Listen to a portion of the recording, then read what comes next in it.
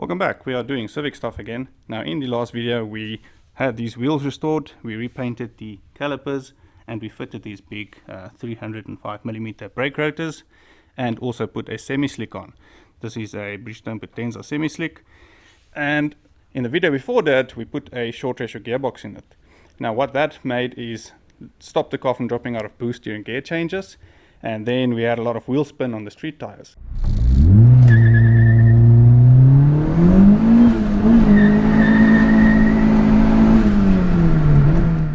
So now with the semi-slick, that should solve the problem of the wheel spin.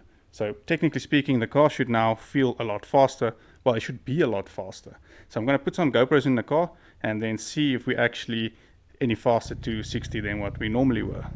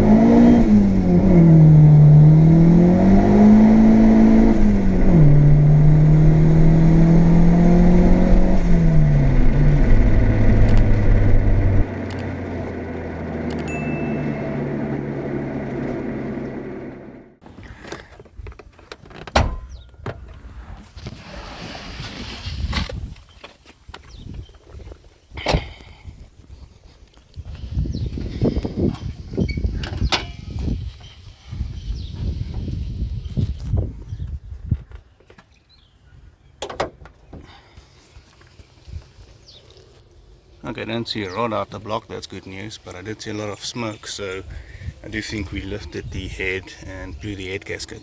Possibly hydrolocking it because it did die.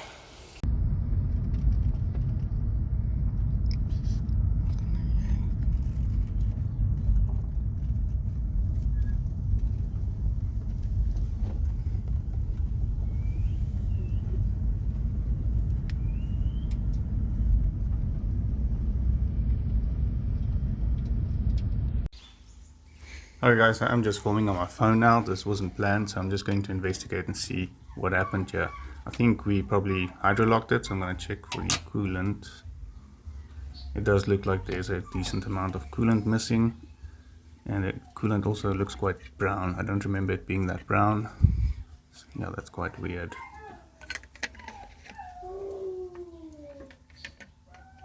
That dog is not mine, that's a neighbor's dog, so yeah, excuse that. He's probably also upset that we blew up the Civic. Ah yes, okay. So yeah, no, we definitely blew a head gasket. We definitely have a bit of milkshake here.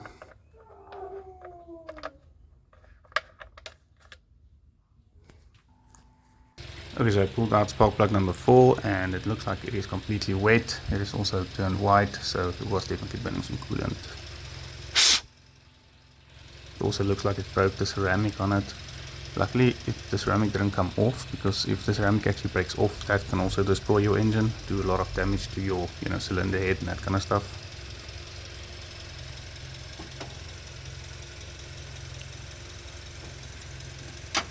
So let's see what fresh hell awaits on cylinder 3. Yep, more coolant.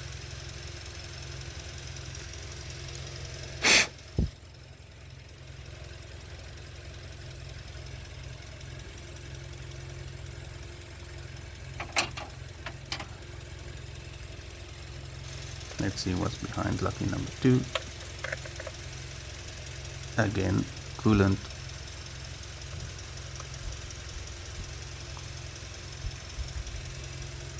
Spark plug actually looks very clean, suspiciously clean.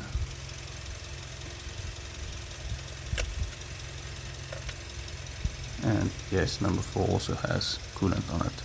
It is actually quite wet. See what happens when we rotate the engine.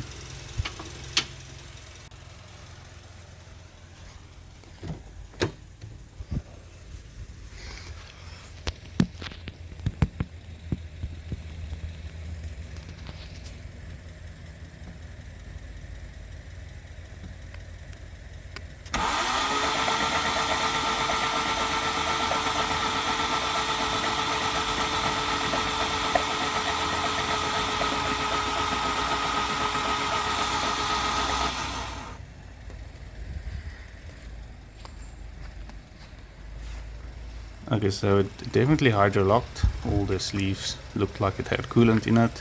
It spewed it all over the engine bay now.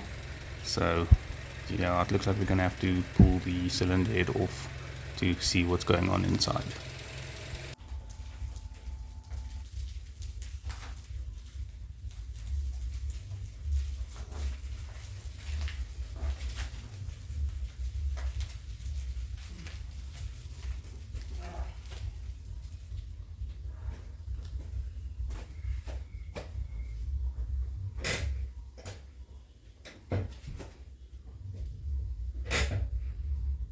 Hey guys, welcome to another video. Now yes, we are doing Civic stuff again, and sadly this time the engine blew up properly. Not like last time where I could still drive it. This time it died. I pushed in the clutch, engine died, big plume of smoke out the back. I was busy doing a pull, quite an aggressive pull. We put these semi-slicks on here, and I wanted to see how hard I can launch it now before we get some wheel spin. It did get a bit of wheel spin, but everything gripped up quite quickly. I did a run, I was about the top of third gear, pushed in the clutch, and then the engine just shut off and it made a massive ball of white smoke at the back. Now yes, that does mean the head gasket's blown. I did pull the cap and it is kind of milky under there. There was water in all the sleeves. I did take out the spark plugs, rotated the engine. There was water in all the sleeves. So I do want to pull this head off now, check if we bent rods. I'm hoping we didn't, but I want to check and also make sure that it doesn't sit with water in the sleeves and start rusting or anything like that, because I do hope that this engine is still okay and we can use it in something else. However, I am kind of tired of this engine blowing head gaskets now. The head gasket that's in here now is the thick one from the EG, so it dropped the compression, and that did fix the issue. We didn't have any head gasket issues for over a year now. I did do a lot of driving with it and a lot of boost, a lot of abuse, and it held up for quite some time. But I'm going to pull the head off now so we can see what's going on inside the engine.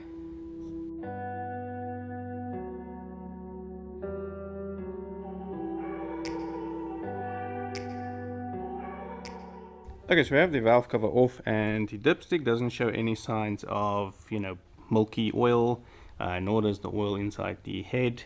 However, if you look right here in the front, it does look like there's a bit of milkiness right over here. And then if we come to the valve cover, you can also see that it also has a bit of, milky residue in the top. And like I said, this ran for a few seconds after it blew. But then again, maybe it blew while I was doing a pull and it only hydro-locked after we let off. So I'm going to, continue pulling off some more stuff and then see what we get once we get to the cylinders. However, other than that, everything looked really nice over here. Okay guys, so here's a bit of a cheat sheet that I use. So currently this is the head bolts to disassemble, and it will show you the loosening sequence. So over here you can see number 1, number 2, number 3, number 4, and you'll work your way in like that. Now this is just a PDF manual. It has over 2,000 pages, so I don't think there's anything you can do to a Civic that is not in this manual. And it does also include, the 4-door, the hatches, coupes, and all the variations of D-series, so the non-VTEC, VTEC, and also the EM1, so the B16 VTEC as well. Now there is a coupon code and a link in the description that will get you a 22% discount, and it will also help the channel. Now I would normally just print out the pages that I need for the job I'm doing, so I have a hard copy and don't have to touch my phone the whole time, but you can use it on your phone because this is nice and handy. You always have it with you, and you can also use it on your PC, in which case there's a nice index on the side to help you navigate this 2,000 pages of information. You can also search over here, search cylinder heads, and then it will show you every page that has the word cylinder head on it, so you don't have to scroll through all 2,000 pages. You can just jump through the pages until you find what you're looking for. It will also show you stuff like valve clearances and torque settings for almost every bolt on the car, so you never have to spend hours on a form again from 2003 to try and find out what the torque specs are on certain stuff. Now they do also have manuals for everything else you can think of, but of course we are only here for the Civic stuff.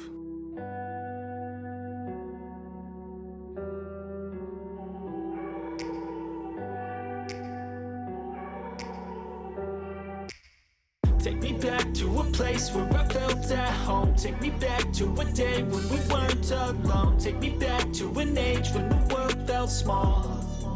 Way back before we blew it all. Take me back to Okay, we're basically almost done. Exhaust manifolds off, intake manifolds loose. I'm leaving the Dizzy on just because I know it's going to spew oil if I take it out, so I'll take it out once it's out of the car. But now I just need to use the power bar. I'm going to go in reverse order of the torque sequence. So from the outside in, I'm going to loosen the head studs, and then we can pull the head off. Felt at home. Take me back to a day when we weren't alone. Take me back to an age when the world felt small. Way back before we blew it all.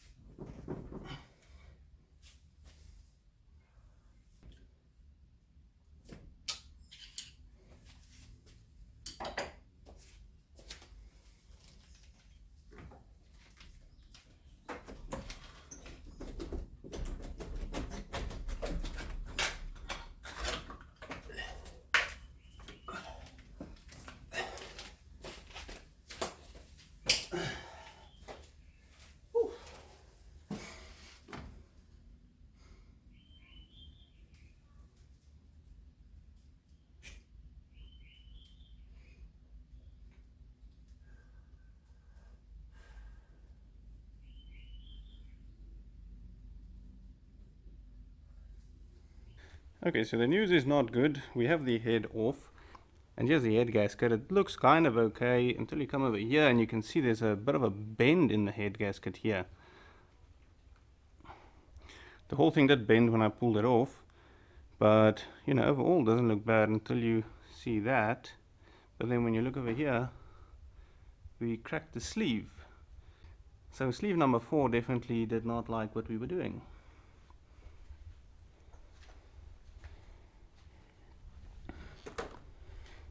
Now I'm going to investigate that a bit more, and then, you know, just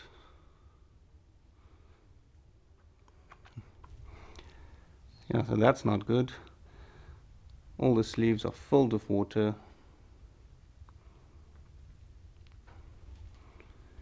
And of course this one cracked the sleeve. However, it looks like the inner sleeve is fine, but the outer sleeve cracked. The aluminium part of the sleeve cracked, which is a bit weird.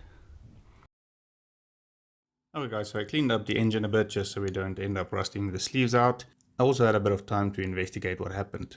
So it looks like what happened was we were doing the first, second, third gear pull, and because we now have the bigger wheels on it, the circumference of the wheel is slightly bigger, so that'll put a bit more load on the engine. Also, the slick doesn't really spin like the street tire does, so that'll also put a bit more load on the engine. And I kind of think we just had a bit more load on the engine than what we normally had. And you know, the engine just wasn't having it. So we probably stretched the head studs and blew the head gasket during the pull we did. And then as soon as I tapped off in third gear, the sleeves obviously went into vacuum, because now you're closing the throttle body, so the engine state goes to vacuum. Now because the head gasket was blown, it was able to suck the coolant into the sleeves. Cylinder number 4 apparently had the most coolant in it, and as the piston came up, there was no space for the coolant inside the chamber. So it had to, you know, find a way out. The weakest point at that point looks like it was the perforated steel head gasket we were using at the time, which is, you know, not the best one for performance application, but we were using it to drop the compression ratio. So it looks like what happened was it actually pushed the head gasket past the steel sleeve, and then as soon as it came over the aluminium casing, it was able to push that coolant in between the steel sleeve and the casing, and it cracked the back of the casing off the steel sleeve. That's why the steel sleeve is still intact. However, the casing behind the sleeve is cracked. So I believe all the coolant escaped via this crack at the back of the casing, and that's why the head gasket is deformed and bent. Now the lesson here is, do not use the perforated steel gaskets on performance application. They are great for, you know, if you have head gasket issues or if you want to drop the compression ratio, which we had both of those problems. And for a long time it did work. However, it seems that as soon as we were able to load up the engine a bit more, it was not a good idea. However, I will say that we did drive this boosted without the slicks for just about a year, and we didn't have any head gasket issues during that time. Anyway, we can do one of two things now. We can swap in a B18, I have one, it's ready to go, or we can build a forged D16. Now I know the majority of people on my channel like the D16 stuff, you know, the D-series stuff, so you know, you can leave a comment below, but yeah, I'm going to look into what's the best option, and we're going to do one of those two things. Anyway guys, thanks for watching. Please like, comment, subscribe. I'll see you all in the next one.